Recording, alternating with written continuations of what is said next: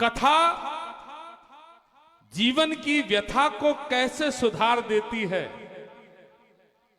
इस चिंतन और इस दर्शन के मर्मज्ञ संस्कृत के प्रकांड विद्वान, जिनके पास वेद, उपनिषद, मंत्र, यंत्र, तंत्र सर्वत्र रूप में, और हम सबका यह बड़ा सौभाग्य है कि वो हमारे मोहल्ले के ही हैं। ताली तो मिनाल वालों की बनती है। ये कॉलोनी बनी किसी जमाने में, आप खेत रहे होंगे, उस जमाने से हम देख रहे हैं। देवादिदेव महादेव भगवान हनुमान जी की स्थापना हो गई और महाराज जी का पदार्पण भी इसी भावना के साथ हुआ कि प्रवशी नगर की जय सब काजा और हृदय राखी कौशलपुर राजा। तो आपने ऐसा मंगल भवन इस मिनाल में बनाया अनलान जी महाराज। और जब कभी जीवन में मैं अपनी बात कहूं या आप अपनी बात कहें, जीवन में किसी झंझावातों में जब ऐसा समय आता है कि कोई निर्णय लेना हो और वो निर्णय लेने में निश्चय और अनिश्चय में प्रतिद्वंद्विता चल रही हो, तो मेरा गाड़ी का स्टीयरिंग भी और मेरी दिशा भी पंडित नीलम त्रिपाठी जी के चरणों की ओर मुड़ जाती है। और निश्चित तौर पर ऐसे सरल, ऐसे सौम्य जब मोदी जी इस देश के प्रधानमंत्री, यशस्वी प्रधानमंत्री जी भी कोई अनुष्ठान करते हैं, तो हम सब मिनाल वालों का एक बड़ा सौभाग्य होता है कि हमारी इस भूमि में निवासरत, जिनके निवास से भूमि पवित्र होती है, वो उस अनुष्ठान के साक्षी भी अगर मोदी जी बनते और उस अनुष्ठान को कराने की प्रक्रिया कहीं से होती है तो पूरी दुनिया देखती है कि पंडित नीलम त्रिपाठी जी के द्वारा होती है। तो ये मानस के मर्मज्ञ हैं, श्रीमद् भागवत के मर्मज्ञ हैं। निश्चित तौर पर ऐसे विचारशील कथाएं बहुत हो रही हैं। माताएं यहां बैठी हैं, कथाओं का स्वरूप अलग अलग तरीके से हो रहा है। कृष्ण की भक्ति में सब सराबोर होते हैं, लेकिन वो कृष्ण जो सिर्फ माखन चोर के नाम से जाना जाता हो, वो ब्रज के रसिया के रूप में जिसको प्रदर्शित कर दिया हो, उस कृष्ण की एक भूमिका और है। जब अनिर्णय की स्थिति में अर्जुन जैसा व्यक्ति निर्णय नहीं ले पाता है, तो वही कृष्ण उस कुरुक्षेत्र में, महाभारत के उस मैदान में गीता जैसा परम काव्य कह देता है। और उस काव्य को कहने की क्षमता सिर्फ कृष्ण में होती है। तो कृष्ण के ऐसे स्वरूप का वर्णन पहली बार अगर मैंने कहीं सुना, भजनों में सुन लिया कि रास रचाया भगवान ने, नाचे गाए माखन चोरी करी, एक सामान्य प्रक्रिया में कृष्ण को प्रदर्शित कर दिया। लेकिन एक बार जब मैं महाराज से कृष्ण के बारे में चर्चा करने बैठा, तो कृष्ण का वो विराट स्वरूप जो उस समय अर्जुन ने देखा था, वो महाराज की वाणी से मैंने देखने की चेष्टा की। तो निश्चित तौर पर भगवान भाव, भक्ति, इन सभी चीजों का सम्मिश्रण कहीं अगर मिलेगा तो पंडित नीलम त्रिपाठी जी के चरणों में मिलेगा।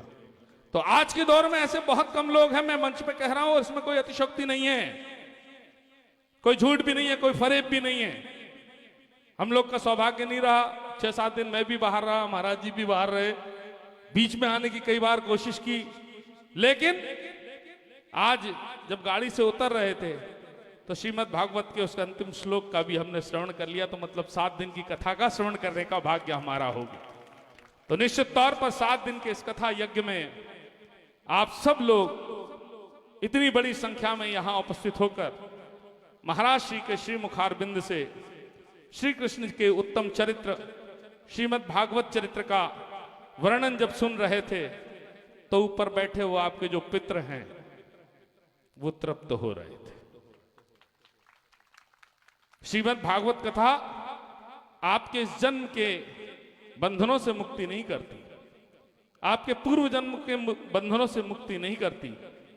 जिन पीढ़ियों का नाम हम लोगों को याद भी नहीं है, जो किसी व्यवस्था के तहत अगर किसी इस आकाशीय आवरण में कहीं भटक रहे हों तो उनकी तृप्ति कैसे होगी।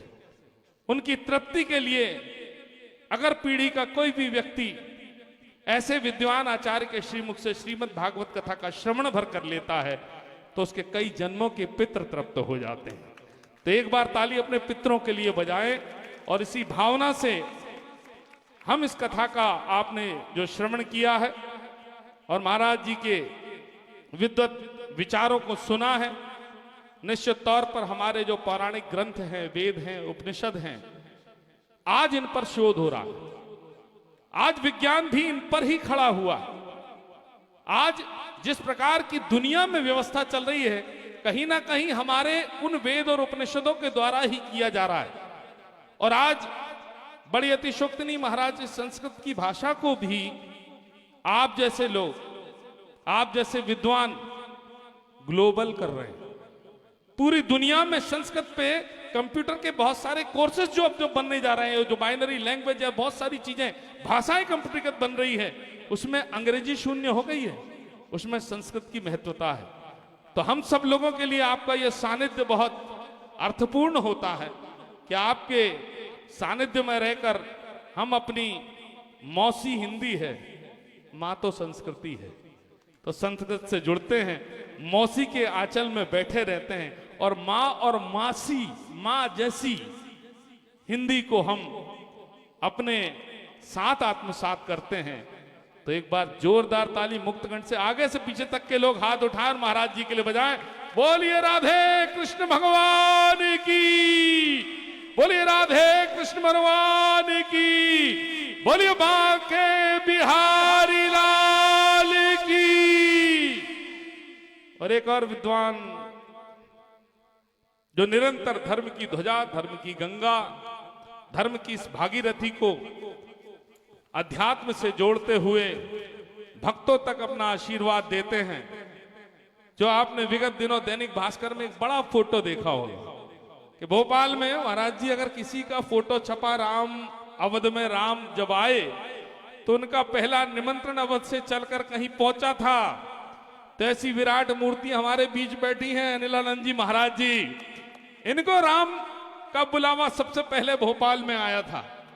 और निश्चित तौर पर साधु समाज, संत समाज, अध्यात्म क्षेत्र से जुड़े हमारे सभी समाज और उनके जो महंत हैं, संत हैं, उनको जोड़कर इस धर्म की गंगा को इस शहर ही नहीं, इस मध्य प्रदेश ही नहीं, वरन उत्तर प्रदेश मिलाकर कई प्रदेशों में बहाने वाले महंत श्री अनिलानंद जी महाराज बड़े कृपा पूर्वक हमारे बीच आज उपस्थित हुए हैं। एक बार जोरदार ताली तो सबकी बनती है। हमारे शर्मा जी यहाँ बैठे हैं, अवस्थी जी बैठे हैं, चौरसिया जी बैठे हैं, आशीष तिवारी जी हमारे साथ हैं, हमारे छोटा भाई, तूने तेरी शादी में नहीं बुलाया, हर मंच पर बोलूंगा, ये विपिन चौबे बहुत अच्छे भजन गाता है, लेकिन महाराज जी जब इसकी शादी हुई तो कार्ड ही नहीं दिया हमने। तो ये हमारा छोटा भाई और आप जैसे महनीय मेरे सभी अग्रज पीढ़ी के विद्वान जन यहाँ पर उपस्थित हैं। आप सबकी उपस्थिति को प्रणाम करते हुए मैं महंत श्री अनिलानंद जी महाराज जी को आमंत्रित करता हूं कि वे अपने आशीर्वाद वचनों से हम सबको अनुग्रहित करें।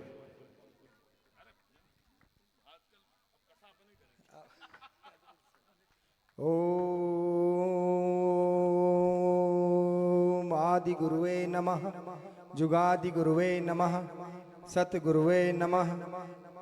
गुरु गोविंद दोऊ खड़े काके लागू पांव, बलहारी गुरु आपने गोविंद दियो बताए। तो मैं सर्वप्रथम व्यासपीठ पर विराजमान पूज्य डॉक्टर नीलिम त्रिपाठी जी व्यास जी महाराज के श्री चरणों में और यहाँ सभी विद्वत जन, माताएं, बहनें और हमसे बहुत अधिक प्रेम करने वाले गिरीश शर्मा जी, आशीष जी शर्मा जी और भैया सभी को बहुत बहुत साधुवाद देते हुए, क्या है कि ये लोग बड़ी चालाकी करते हैं, हमसे पहले गिरीश जी को बुलवा देते हैं जहाँ भी जाते हैं, तो वो तो पूरी कथा को जो है अपने 4 वचनों में समेट लेते हैं और हमारे पास कुछ बचता नहीं है फिर कहने को। हमने इनसे कहा कि अपने विद्वत का और अपने ज्ञान का सदुपयोग करिए गिरीश जी। बोलिए अच्छा आप लोग तो आपके तो परिवार के हैं मिनाल वालों के, तो आप लोग मेरे समर्थन करिए। मैंने गिरीश जी के लिए कहा महाराज जी कि अपने उसका सदुपयोग करे। जैसे कुमार विश्वास आज राम कथा पूरे विश्व में करते जा रहे हैं। हमने कहा मध्य प्रदेश से एक नाम हमारा भी जाना चाहिए, गिरीश शर्मा जी का। आप सब लोग एक बार ताली बजाइए।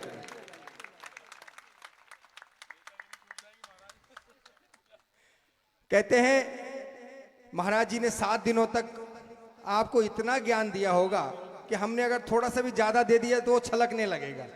तो क्योंकि महाराज श्री कथा व्यास के साथ साथ डॉक्टर भी हैं। आपने उनका पूरा परिचय देखा होगा कि डॉक्टर नीलिम त्रिपाठी। तो डॉक्टर कौन होता है? जो बिगड़ी हुई चीज को ठीक कर दे, किसी भी चीज का डॉक्टर।